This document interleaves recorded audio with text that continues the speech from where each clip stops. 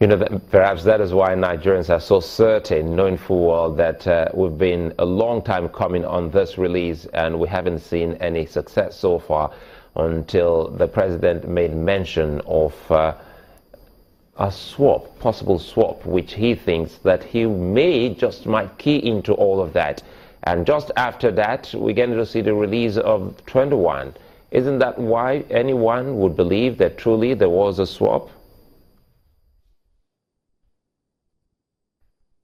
Yeah, but anyone who wants to believe that should also have enough faith in the government. This is a government that says it as it is, and it's a government you can trust. And when that government has said no swap, no cash, then you've got to believe.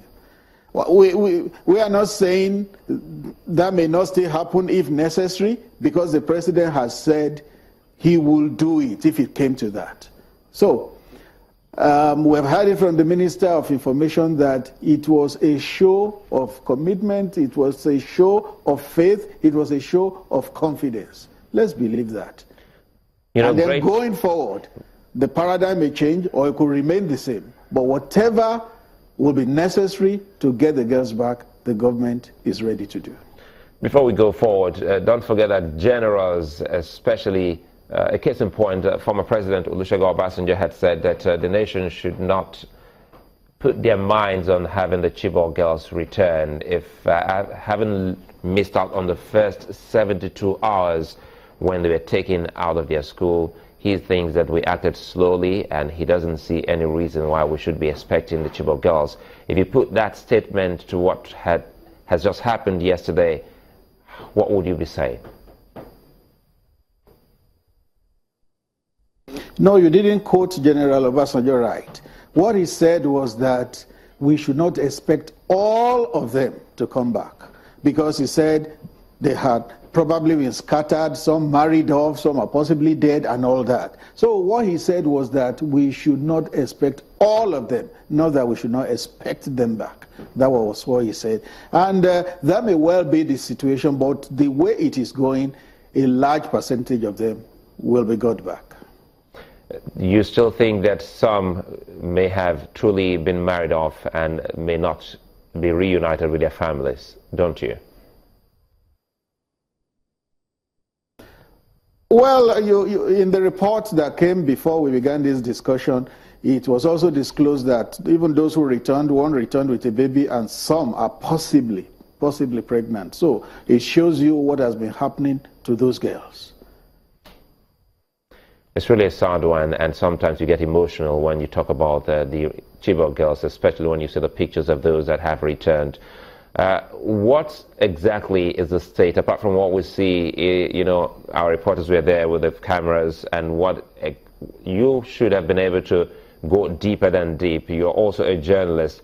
What do you think that we should know that we haven't been able to get a grasp of about the girls?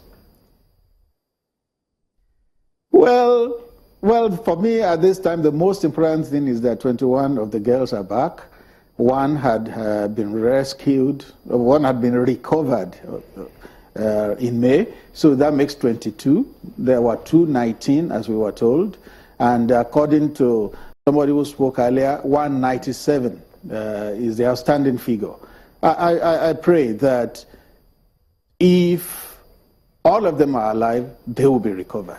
That's what's important at this time. Of course, you know, to the journalist wants some other things, wants to probe and get some other information. But you know now that though I'm a journalist, now I'm working in government. So what I'm looking out for is different from what the average reporter is looking out for. And I'll tell you what I'm also looking out for. I'm looking out for the government. What exactly is the government doing to avert the recurrence of what we're handling now?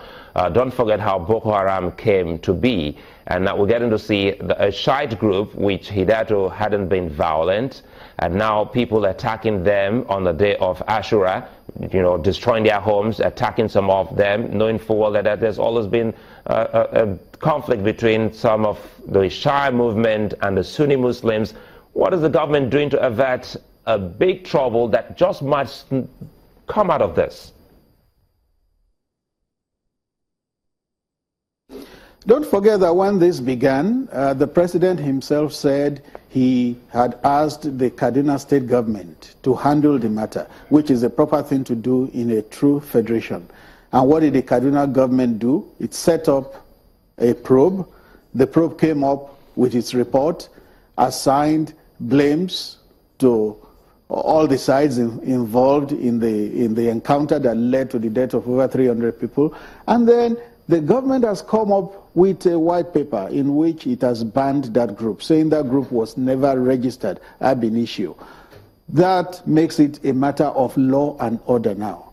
The Kaduna government has prescribed has done what it feels should be done to maintain law and order, which is the duty of government. It is the duty of government to maintain law and order, and it has made pronouncements. So, going forward, it's a matter of law and order, and it is the duty of government to ensure that law and order never breaks down.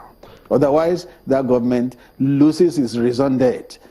The raison d'etre of government is making sure that law and order is preserved and that life and property also are not wasted wantonly.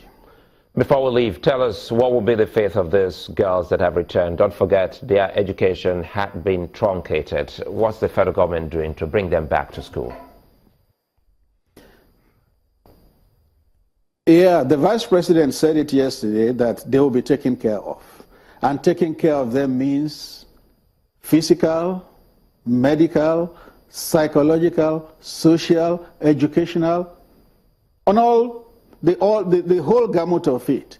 The federal government will take care of them. When the first one was recovered in May, don't forget that the president himself also pledged that her education will be taken care of. So, government will do all that is necessary to take care of this girl, to rehabilitate them and get them integrated back into society. And I also wish to appeal to public-spirited people that this should not even be left to government alone. In collaboration with government, there are things NGOs, individuals, public-spirited people can do to also contribute to the rehabilitation of these girls. Femi Adesina, many thanks for speaking with us on Sunrise Daily.